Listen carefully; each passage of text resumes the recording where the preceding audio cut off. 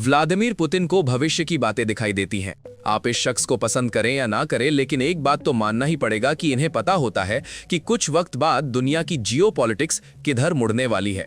और इसका सबसे मजबूत सबूत है पुतिन का भारत दौरा। दरअसल कुछ समय पहले व्लादिमीर पुतिन भारत के बेहद अहम दौरे पर आए थे और इस विजिट के दौरान उन्होंने एक ऐसी अहम बात कही जिसे समझना हर भारतीय के लिए जरूरी है।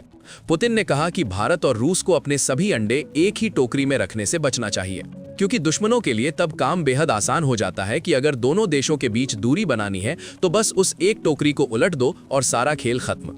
यानी पुतिन जो समझाना चाह रहे थे वो ये था कि भारत रूस के रिश्ते इस वक्त सिर्फ एक धागे से बंधे हुए हैं और उस धागे का पुराना नाम था हथियार और अभी का नया नाम है तेल। जी हाँ दोस्तों, एक जमाना था जब भारत रूस की दोस्ती का आधार सिर्फ डिफेंस डील्स थी। हम रूस से हथियार खरीदते थे, इसलिए रिश्ते मजबूत थे। फिर 2020 के आसपास का दौर आया, हमने रूसी हथियार खरीदना लगभग बंद कर दिया, लेकिन उसी दौरान हमने रूसी कच्चा तेल खरीदना शुरू कर दिया। मतलब वो धागा कायम रहा, बस नाम बदल गया।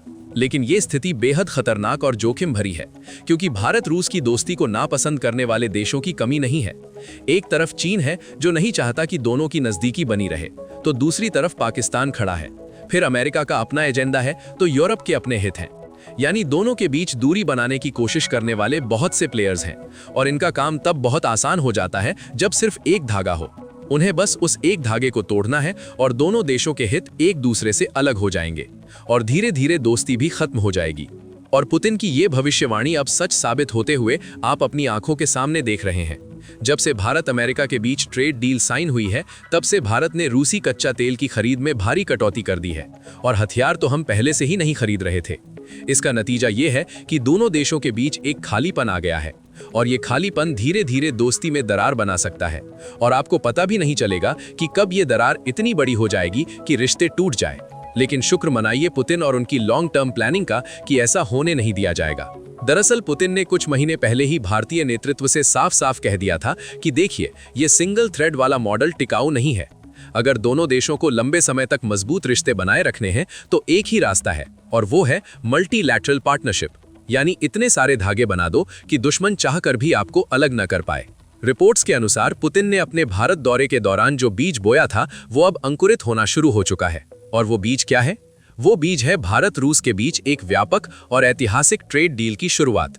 ये डील कुछ वैसी ही होगी जैसे हमने हाल के महीनों में यूरोपीय यूनियन के साथ साइन की है, यानी एक तरह का कॉम्प्रिहेंसिव फ्री ट्रेड एग्रीमेंट, जिसके तहत रूस और उसकी कंपनियों के लिए भारत का विशाल बाजार पूरी तरह खोल दिया जाएगा और बदले में रूस भी अपना मार्केट भारतीय कंपनियों के लिए खोलेगा। लेकिन दोस्तों, ये सिर्फ ट्रेड तक सीमित नहीं रहने वाला है। असली खेल तो अब शुरू हो रहा है। दोनों देश सिर्फ व्यापार ही नहीं बल्कि डिफेंस कोऑपरेशन में भी गहराई से साथ आने वाले हैं। इसका मतलब ये नहीं कि भारत अब फिर से रूसी हथियार खरीदना शुरू करेगा। नहीं दोस्तों, खेल बदल गया है। अब भारत सिर्फ खरीदार नहीं बनेगा बल्कि रूसी कंपनियों के साथ मिलकर भारतीय कंपनियां जॉइंट वेपन डेवलपमेंट करेंगी। इसका परफेक्ट उदाहरण है ब्रह्मोस मिसाइल, जो भारत और रूस दोनों ने मिलकर डेवलप की है। जब ब्रह्मोस किसी तीसरे देश को बेची जाती है तो मुनाफा दोनों देशों में बराबर बढ़ता है। ठीक इसी तरह अब भविष्य में दोनों देश मिलकर कई नए हथियार बनाएंगे जिन्हें वे खुद भी इस्तेमाल करेंगे और दूसरे देशों को एक्सपोर्ट करके मुनाफा भी कमाएंगे। और ये जॉइंट वेपन डेवलपमेंट का कॉन्सेप्ट बहुत ही स्मार्ट है, क्योंकि ये दोनों देशों को मजबूर कर देता है कि वे हमेशा साथ रहें। क्यों? क्योंकि अगर वे साथ नहीं रहेंगे तो जो अरबों डॉलर के हथियार दोनों ने मिलकर बनाए हैं वो बेकार हो जाएंगे। न भारत उन्हें अकेले बना सकेगा, न रूस। इसलिए ये एक परमानेंट बॉन्ड बन जाता है जिसे तोड़ना बेहद मुश्किल हो जाता है। और अब तीसरा बड़ा एरिया है माइनिंग और रॉ मटेरियल्स। रूस के पास कच्चे धातुओं और दुर्लभ खनिजों का विशाल भंडार है, लेकिन उन्हें प्रोसेस करने की क्षमता सीमित है और भारत के पास प्रोसेसिंग की अच्छी क्षमता है। तो क्यों ना दोनों मिल जाएं? यहाँ प्रोसेस होगा, फिर उस फिनिश्ड प्रोडक्ट को दुनिया भर में बेचकर दोनों देश मुनाफा कमाएंगे। ये एक विन विन सिचुएशन है जो दोनों देशों को आर्थिक रूप से एक दूसरे पर निर्भर बना देगी। और जब आर्थिक निर्भरता होती है तो पॉलिटिकल रिलेशंस ऑटोमेटिकली मजबूत हो जाते हैं। इसके अलावा चौथा बड़ा एरिया है टूरिज्म। दोनों देश अब टूरिज्म को बढ़ावा देने के लिए तेजी से काम कर रहे हैं। वीजा प्रोसेस को आसान बनाया जा रहा है, डायरेक्ट फ्लाइट्स बढ़ाई जा रही हैं, टूरिस्ट इंफ्रास्ट्रक्चर में सुधार किया जा रहा है ताकि दोनों देशों के लोगों के बीच पीपल टू पीपल कनेक्शन मजबूत हो। और ये सबसे अहम पॉइंट है दोस्तों, क्योंकि जब आम लोगों के बीच रिश्ते मजबूत होते हैं तो चाहे सरकारों के बीच कभी मतभेद हो जाए, फिर भी वो कनेक्शन दोनों देशों को वापस करीब लाने के लिए मजबूर कर देता है। जैसे भारत अमेरिका के रिश्तों में अगर सरकारी स्तर पर कभी तनाव आता भी है तो दोनों देशों के बीच रहने वाले लाखों भारतीय अमेरिकी उस गैप को भरने में मदद करते हैं। पांचवा बड़ा एरिया है एजुकेशन और स्किल डेवलपमेंट। रूस में मेडिकल एजुकेशन और इंजीनियरिंग की बहुत अच्छी सुविधाएं हैं। भारतीय छात्र वहां पढ़ने जा सकते हैं और भारत में आईटी और सॉफ्टवेयर डेवलपमेंट का हब है, तो रूसी स्टूडेंट्स यहां आ सकते हैं। स्टूडेंट एक्सचेंज प्रोग्राम शुरू हो रहे हैं, जॉइंट रिसर्च प्रोजेक्ट्स चल रहे हैं।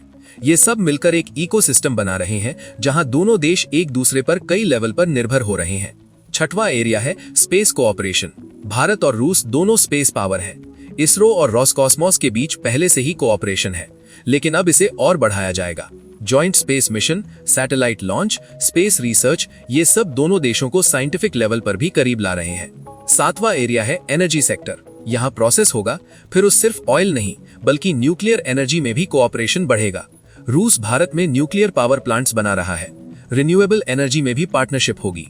और आठवां एरिया है फार्मास्यूटिकल्स। भारत दुनिया की फार्मेसी है और रूस बायोटेक्नोलॉजी में अच्छा एक्सपर्ट है। दोनों मिलकर नई दवाइयां डेवलप कर सकते हैं, वैक्सीन बना सकते हैं। तो देखिए दोस्तों, जब आप इन सभी एरियाज को मिलाकर देखते हैं तो एक पूरा इकोसिस्टम बन जाता है। ये सिर्फ एक या दो धागे नहीं है, बल्कि ये एक मजबूत रस्सी है जिसमें कई धागे गुथे हुए हैं, और इस रस्सी को तोड़ना किसी के लिए भी बेहद मुश्किल होगा। यानी भारत रूस एक ऐसे फ्रेमवर्क पर काम कर रहे हैं जो फ्यूचर प्रूफ है। इसका मतलब ये है कि अगर कल रूस में पुतिन के बाद कोई ऐसा राष्ट्रपति आता है जो भारत को पसंद नहीं करता, या भारत में कोई ऐसा प्रधानमंत्री आता है जो रूस के करीब नहीं जाना चाहता, तो भी वो इन रिश्तों को खराब नहीं कर पाएगा। क्यों? क्योंकि तब तक दोनों देशों के इकोनॉमिक इंटरेस्ट इतने गहराई से जुड़ चुके होंगे कि उन्हें अलग करना संभव नहीं होगा। और ये बात सिर्फ सरकारों तक सीमित नहीं रहेगी, प्राइवेट सेक्टर भी इसमें गहराई से शामिल होगा। भारतीय और रूसी कंपनियां मिलकर बिजनेस करेंगी, जॉइंट वेंचर्स बनाएंगी। जब हजारों कंपनियों के करोड़ों डॉलर इन रिश्तों में इन्वेस्ट हो जाएंगे तो फिर कोई भी सरकार चाहकर भी इन्हें तोड़ नहीं पाएगी, क्योंकि उसे अपने ही देश के बिजनेसमैन और इंडस्ट्रीज से विरोध झेलना पड़ेगा। और अगर आप सोच रहे हैं कि अमेरिका चुप बैठा रहेगा, तो ऐसा नहीं है। अमेरिका जरूर कोशिश करेगा कि भारत को रूस से दूर करे। वो लालच देगा, दबाव बनाएगा, डील्स ऑफर करेगा। लेकिन अब भारत की पोजीशन बहुत मजबूत है। हम अब वो भारत नहीं है जो किसी एक देश पर निर्भर हो। हम अब मल्टी अलाइनमेंट की पॉलिसी फॉलो करते हैं। हम अमेरिका के साथ भी अच्छे रिश्ते रखेंगे, रूस के साथ भी, चीन को मैनेज करेंगे, यूरोप को साधेंगे, मिडिल ईस्ट में अपनी पोजीशन मजबूत करेंगे। ये है आधुनिक भारत की विदेश नीति, और पुतिन इस बात को बहुत अच्छे से समझते हैं। इसीलिए वो भारत को रूस से बांधना नहीं चाहते। वो भारत के साथ ऐसी पार्टनरशिप चाहते हैं जो दोनों के लिए फायदेमंद हो और जो लंबे समय तक टिके। अब बात करते हैं टाइमलाइन की। रिपोर्ट्स के मुताबिक ये पूरा फ्रेमवर्क इसी साल यानी 2026 के अंत तक फाइनलाइज हो जाएगा। क्यों? क्योंकि दोनों देशों की सरकारें नहीं चाहती कि जो खालीपन अभी आया है वो ज्यादा लंबे समय तक बना रहे। ये खालीपन एक खतरा है। इस दौरान दुश्मन देश दोनों के बीच दीवार खड़ी करने की कोशिश कर सकते हैं, और एक बार अगर दूरी बढ़ गई तो वापस करीब आना मुश्किल हो जाता है। इसलिए जल्द से जल्द ये नया फ्रेमवर्क इंप्लीमेंट किया जाएगा। पहले फेज में ट्रेड डील साइन होगी, फिर डिफेंस कोऑपरेशन के प्रोजेक्ट स्टार्ट होंगे, साथ साथ बाकी सेक्टर्स में भी काम शुरू होगा, और अगले 3 से 5 सालों में ये पूरा इकोसिस्टम मैच्योर हो जाएगा। तब भारत रूस के रिश्ते इतने मजबूत होंगे कि कोई उन्हें हिला भी नहीं पाएगा। तो दोस्तों, यही है पुतिन का मास्टर प्लान। एक ऐसा प्लान जो सिर्फ आज के लिए नहीं बल्कि अगले 50 सालों के लिए भारत रूस के रिश्तों को सिक्योर करने वाला है। और भारत के लिए ये बहुत अच्छी बात है। हमें ऐसे पार्टनर्स चाहिए जो हमारे साथ ईमानदारी से खड़े रहें। रूस ने पिछले 70 सालों में साबित किया है कि वो भारत का सच्चा दोस्त है। 1971 की जंग हो या यूएन में वीटो पावर का इस्तेमाल, रूस हमेशा भारत के साथ रहा है। और अब जब हम इकोनॉमिक सुपर पावर बनने की तरफ बढ़ रहे हैं तो ऐसे दोस्तों का होना और भी जरूरी हो जाता है। आपको क्या लगता है, क्या ये मल्टीलैटरल फ्रेमवर्क सफल होगा? क्या भारत रूस के रिश्ते और मजबूत होंगे? अपनी राय कमेंट में जरूर बताइएगा। तो दोस्तों, ये थी आज की पूरी खबर, जो काफी रिसर्च और मेहनत के बाद आपके सामने रखा गया है। और जाते जाते एक छोटी सी हेल्प कर दीजिए, इस वीडियो को एक लाइक करके अपने दोस्तों तक शेयर करके हमारी मेहनत को सपोर्ट कर दीजिए। धन्यवाद।